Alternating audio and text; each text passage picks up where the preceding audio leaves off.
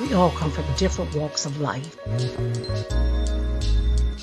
and we face many challenges in life. Whatever you may be going through right now, or whatever you have gone through, I need you to know that you are not alone. I'm Mildred Towns. Let's be real about real life issues.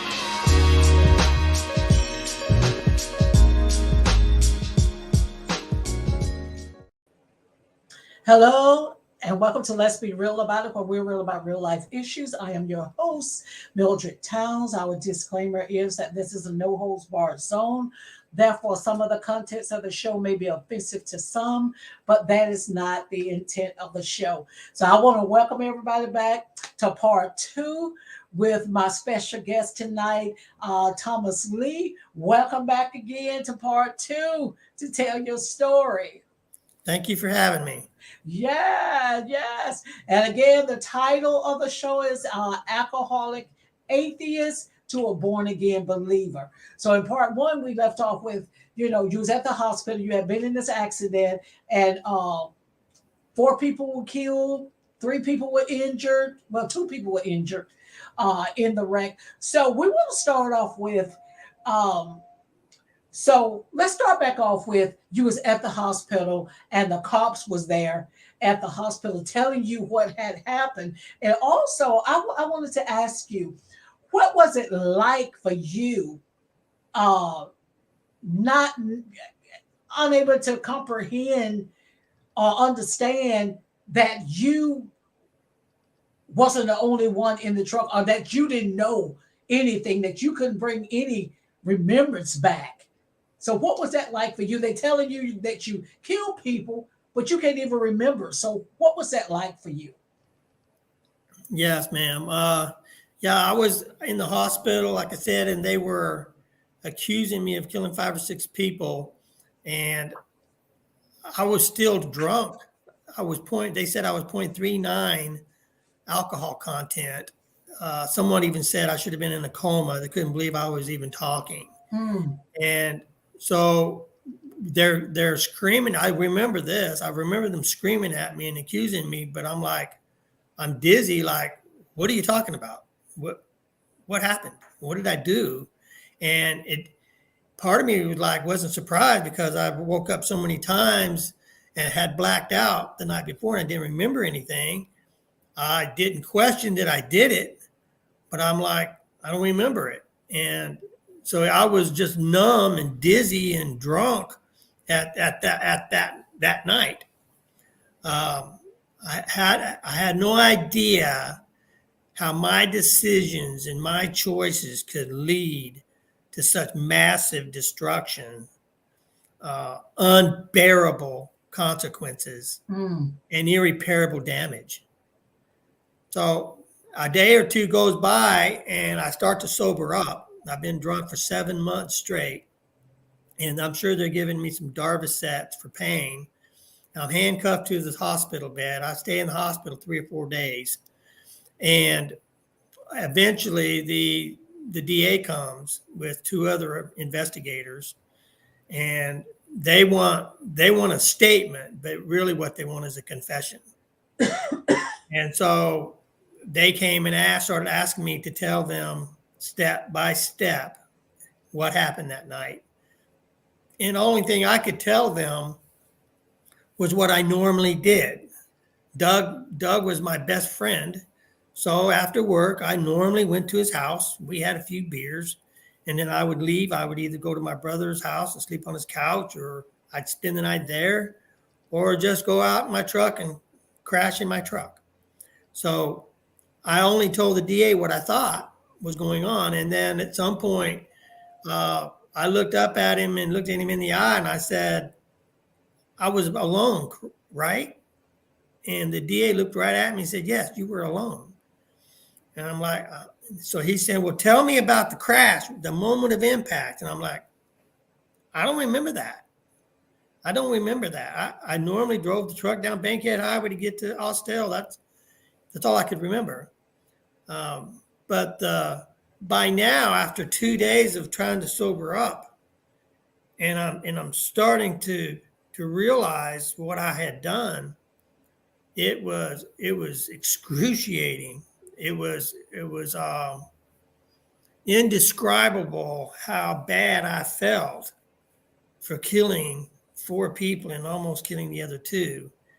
And still, of course, I don't know about the other guy jumping out of the truck till later on when we go to trial. But the regret and the remorse was unbearable. It just ate at me, and there was absolutely nothing I could do. I couldn't remember it. So there you are. You're facing 57 years, and they wanted you to confess to a crime that you wasn't at that moment, wasn't even for sure that you had committed, but so they wanted you to confess to something that you couldn't even remember. And then also talk about the public defender that you got. Yeah, well, once they transferred me to the county jail, they put me in a one-man room because I was on crutches, I think 10 days. And I didn't have a dime. I drank up all my extra money. And so they appointed me a public defender, and he came to see me. They call him 10-3 Sneed. And he just looked at me and told me that I had no case, that I might as well just plead guilty and get it over with. Like you said, I was facing 57 years. I had 7 sentences, 7 charges against me. So accumulated all together was 57 years. And I'm like, I don't remember anything. But what about a plea bargain? I mean, 57 years. And he's like, they won't give you a plea bargain. And I'm like, go back and try again. I'll tell you what, if you get me just anything, 57 to 40, I'll confess. So he would come back, and then he would send some guy that just got out of school, high school, to talk to me. And I asked him if he had any paperwork about a plea bargain. He said no. I said, get out, you're fired. Meanwhile, I'm writing letters to Atlanta trying to get somebody to give me a different lawyer, because this guy won't get. He's not doing anything, in my opinion. He's not helping me. All he's telling me, I have no case. I might as well plead guilty and give up. Well, news got back to him, and he come to see me and told me that all these people I was writing letters to were telling him about the letters. I was bashing him, and so he got to the point where he didn't want to communicate with me. All he wanted to say to me was, "You're going down, boy, and you're going down hard." My own attorney. Now, I literally almost got in a scuffle with him when he said that, but I was handcuffed and couldn't get to him. So I was literally stuck with this guy. At one point, they took me in front of a judge to talk about another attorney. And I'm standing right there with the public defender standing beside me. And the judge asked me to explain myself. And I told him what I just told you. And the DA jumps up out of his chair and says, "Mr. Sneed is working harder on Mr. Price's case than any other case he's got." So the judge looks at me and says, "You're in no position to shop for a lawyer." So I was stuck with him. So several months goes by, and when the trial finally came around, I had no choice but to let him represent me. Somebody that you knew wasn't for you. Yeah. And wasn't going to do anything to try to help you even to get out. He had already told you doomed. Yeah. So while I'm waiting for the trial comes 8 months after the crash. I said crash. I didn't say accident. I didn't say car wreck. I call it a crash. I don't believe there's an accident for people who are drinking and driving. Mm-hmm. I believe it's preventable. But anyway, while I'm waiting, I get this letter in the mail from the victims. And it's even got a return address on it. And inside the envelope, it's got this little one-page story, almost in poetic form, of the story of a drunk driver and how he devastated this entire family and all their families. And so I was told that they were circulating this letter all over town while I'm waiting for the trial. So I tried to get my venue moved, thinking I was already found guilty and I hadn't even been to trial yet. Mm-hmm. So they kept on and kept on and kept on wanting me to confess, and I just wouldn't do it without a plea bargain. They said you're gonna get every day we can give you. It's election year. It's all political. I know it is. It's very high profile. I'm on the front page of the newspaper, and so I'm just like, I'm sticking to my guns. I'm trying to make a power move. Surely they won't take this to trial. They'll give me a plea bargain, and they never did. So I said, okay, let's go. And so we had a 7-day jury trial. It was filmed by ABC or CBS, NBC, I don't know, but they all had it on TV. I was on every newscast for, morning, noon, and night for 7 days, front page of the newspaper. They followed everything to the T.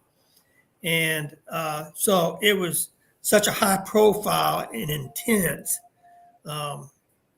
Only the victims, in my case, were allowed in the courtroom. And it was extremely stressful. And right about, I'd say 2 months before the trial, my brother died. He was 35 years old, drank and drugged himself to death. He died of cirrhosis of the liver. So he was my hero. He was the one that introduced me to the keg parties and the Delatas and the needles and all of that growing up. And so I was really hurting in a lot of different ways, emotionally and mentally. I was still dealing with my wife leaving me and missing my children and killing all these people. And then my brother died. I'm facing 57 years in prison. I'm a nervous wreck. Okay. And so here come the trial, and they wouldn't budge a bit. And so the trial began. The same attorney, he comes and tells me before the trial began, right after we picked the jury, show no remorse. I'm like, what? I'm ready to tell the world and tell the victims, everybody, how sad and sorrowful and remorseful and hurting and that I am, because I was torn apart. And he said, no, show no remorse, or the jury will say, look at him, he's guilty. And so I was scared to death, y'all. I was just scared. I'm from Illinois. I was in Georgia by now. We're in Douglasville, Georgia. I just got my brother Walt with me. I'm scared. So I don't show no emotion. I just try to focus on the trial, and I was taking notes and with my pad and paper. So the trial begins, and they have these witnesses come in. The paramedics quoted me saying, "Where's my buddy? How's my buddy?" And I look at my attorney. I'm like, "What? That's exculpatory evidence. That they were supposed to give us that before the trial, and they withheld it. That should be grounds for a mistrial." Mm-hmm. And so he got up and told the judge that, and the judge told him to sit down. So a few more witnesses come through there. And by the way, I had no witnesses on my side, not one. They had 35. That guy comes, a police officer comes in, we'll call his name Joe.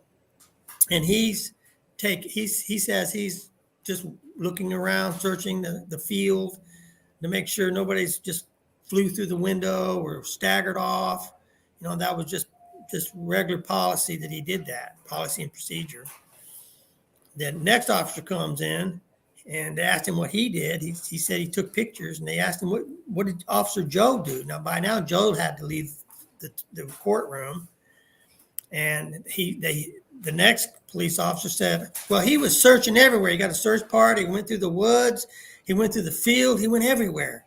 And they were like, why? And he said, because some bystanders saw somebody jump from the truck and run into the woods. Well, the first guy lied. The DA lied, told me I was alone. The DA knew all of this before he came to see me in the hospital.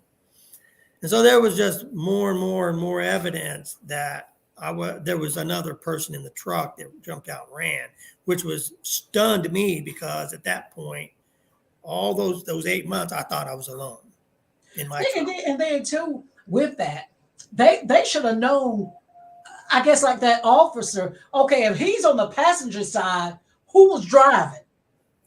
You know what I'm saying? You over here on the passenger side, somebody had to be driving. Well, they thought that I bounced over there from the crash.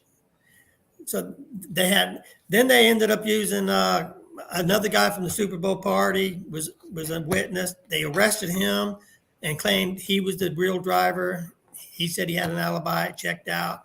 And then they got Doug on the stand and they gave him the third degree and asked him if he was the driver. And he said, no, he wasn't the driver. And so it went on and just more and more evidence that they knew I was not the driver. They knew, at least they knew there was somebody else that jumped out and ran. They knew that much. So again, it was a 7-day trial, and I want to make sure I have enough time to share more about what happened. During the recesses and breaks, they would, at the courtroom, they would put me in a little room, 15 by 15, and the only thing that was in there was a concrete floor. And it would be in there, I would just have an opportunity to breathe and exhale and try to catch my breath. Again, I'm scared to death every moment I'm in there, and I'm just walking circles. Well, the 5th day of the trial, I'm walking in circles all alone in this little room, and the unbelievable happened. I find myself raise my hands and look up to the ceiling because I didn't know where else to look. And I said, if there's a God up there, I need you, and I need you now. Well, 2 days later, convicted. All 7 counts, 57 years. And while I'm standing in front of the judge, the public defender's whispering in my ear, show no remorse. Now, I forgot to let you know how outraged everybody was about that. The whole 7 days, it outraged the judge, the jury, the victims, the whole community, the newspapers, the media, outraged everybody. They all wanted to kill me, during the 7 days because he suckered me and told me to show no remorse. So when I'm standing there, I got sentenced. I said to myself, ha, I knew there's no such thing as God. Pretty soon I get punched with $300,000 restitution. And then the victims took turns going up, chewing me out on camera for showing no remorse. And pretty soon when it was finally all over, they rushed me out of some side door to a running cop car and burned rubber to get me out of there. I hit the floorboard because I knew somebody was going to shoot me. And reasonably so. Somebody wanted me dead. There was no doubt that they had death threats. So I get back and I'm just numb. I'm just in a daze. What just happened? But I go straight to my room when I get to the county jail against the public defender's advice. And I wrote a 5-page letter to the victims because I had that letter they sent me. I had their return address and told them it was just a kangaroo court. They told me to show no remorse, that I was very remorseful. He wouldn't let me do it at the end of the trial because I was going to make an appeal. So it was just one lie after another. So I got through with that, and the victims evidently got the letter, and that's another story down the line. Then the next day, the day after my trial ended, the day after my conviction, a trustee I didn't really know offered me a cigarette. And I said, well, how are you going to get it to me? Because he was on the other side of the fence. He said, well, meet me in the chapel. I'm like, oh, man. I didn't want to go no church. I didn't want to be seen in there. I don't want nothing to do with it. I'm a hard-nosed, mean atheist, okay? And I said, yeah, I'll do it, because I needed a cigarette, right?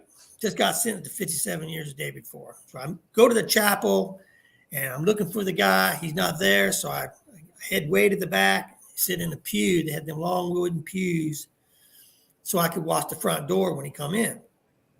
And while I'm sitting there, I'm very skeptical, looking around like, so this is church, huh? Psst, big deal, right? And about that time, I start seeing these inmates hugging each other, telling each other they loved each other. And I'm like, wow. And then this lady starts playing this beautiful song on the piano. About that time, a guy walks through the front door. The service is about to start, in a suit. And I could just tell he was just covered in peace. He had a gentle smile. I saw a twinkle in his eye. I thought, wow, who's that guy? He was the chaplain. And right about then, a tear came down my eye. And I'm like, what? And then tears come down the other eye. And I'm like saying to myself, what's going on here? Why am I crying? And pretty soon I'm bawling. The service is just starting. It's just about to start. And I'm already bawling. I haven't heard a word from the preacher. And so I'm looking around to see who's seeing me. So I put my head in front of the pew in front of me, and I just bawled and bawled for 90 minutes. I was gone. It was evident moments after those tears came, without a doubt, that Jesus Christ of Nazareth was right there, just hugging on me and loving on me, his enemy, just loving on me. And then that made me cry even harder. I was just bawling my eyes out, bawling my heart out. And he did this for a long time. Nothing happened. I just felt his love and his presence and his unmistakable presence. And after a while, he started to speak to my heart and said, you know, I've got a better way of life for you. I got a plan for your life. He didn't say anything about a list of do's and don'ts, and all he wanted to do was love on me. Now, I was literally born again that day. I've never been the same since. That's been over 30 years. Haven't touched a drop of liquor. Haven't touched any dope. I quit smoking 28 years ago. So it is real. Jesus is real. He is the one that broke those chains of addiction that I could not. And real quick, you didn't end up doing 57 years. How many years did you end up? And then I want you to talk about you met your wife. Talk about your book that you wrote. I think you written several books.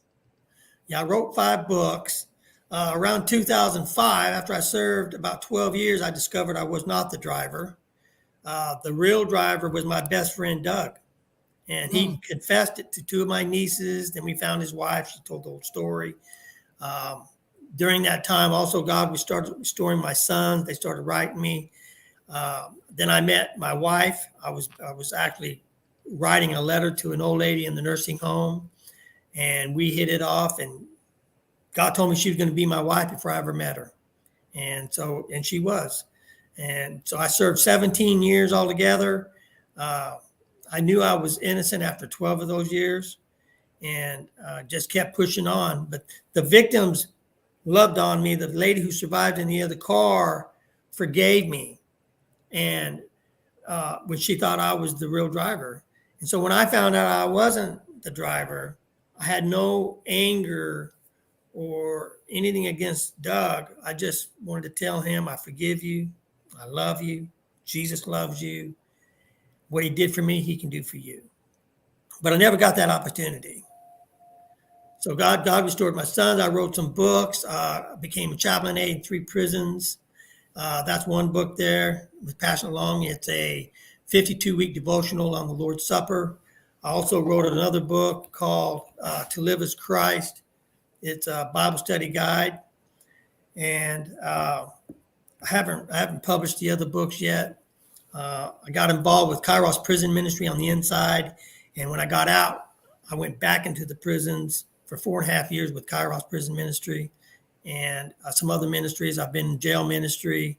I got ordained in Christ Chapel and did some other things. I also went back to college. I got a bachelor's degree in theology while I was in prison. When I got out, I went back to college and got a degree in accounting. So I'm now an accounting manager at Visiting Angels in Brunswick. And I also serve at New Point Partnership. It's a transitional center for Christian brothers coming out of prison who are seeking their calling. Talk to real quick.